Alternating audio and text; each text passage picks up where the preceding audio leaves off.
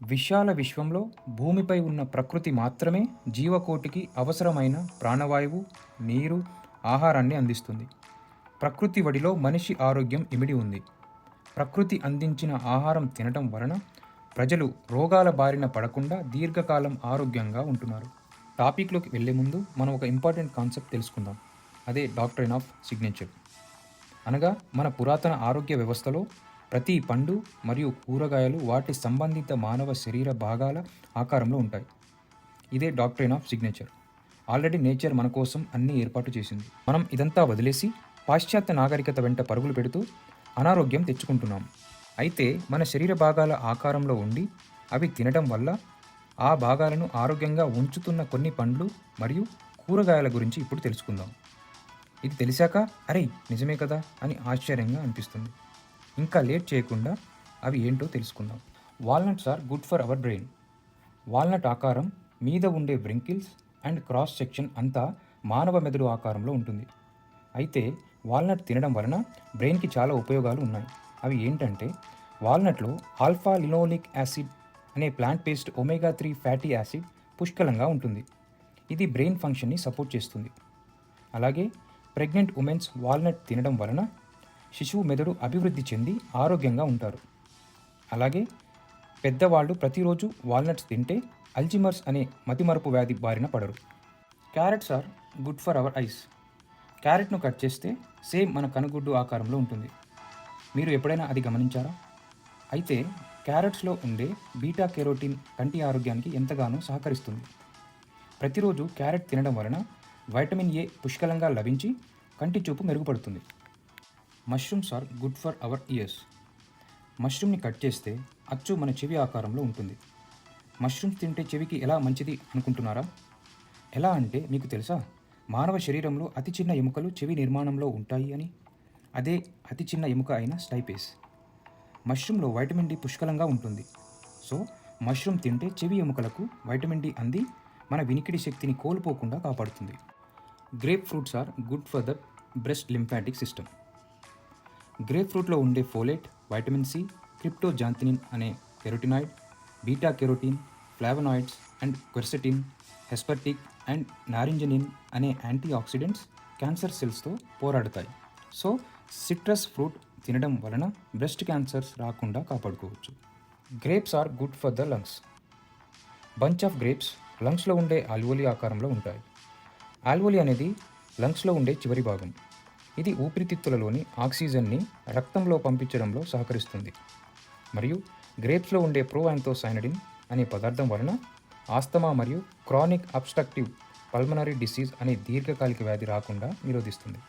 Tomatoes are good for heart health. టొమాటోని cut చేస్తే అచ్చు మానవ గుండెలోని గదుల్లాగా కనిపిస్తుంది. టొమాటోలో వైటమిన్ సి, లైకోపిన్, పొటాషియం పుష్కలంగా ఉంటాయి. లైకోపిన్ గుండెకు సంబంధించిన కొరోనరీ బ్లాకేజెస్ను తగ్గిస్తుంది. పొటాషియం గుండె ఆరోగ్యంలో సహకరిస్తుంది. Ginger is good for stomach. అల్లంను ఎప్పుడైనా గమనించారా? సేమ్ జీర్ణకోశం లాగా ఉంటుంది. అల్లంను ఔషధంగా ఉపయోగించే ఆనవాయితీ మనకు ఎప్పటి నుండో ఉంది. అల్లం కేవలం రుచి కోసమే అనుకుంటే పొరపాటే. ఆయుర్వేదంలో అల్లానికి ప్రత్యేక ప్రాధాన్యత ఉంది. అల్లంలో ఉండే జింజరాల్ అనే పదార్థం వలన గాఢమైన వాసన మరియు ఎన్నో ఔషధ గుణాలను కలిగి ఉంటుంది. అల్లం ఆకలిని పెంచి జీర్ణ వ్యవస్థను ఆరోగ్యంగా ఉంచి రక్త ప్రసరణ మెరుగుపడేలా చేస్తుంది.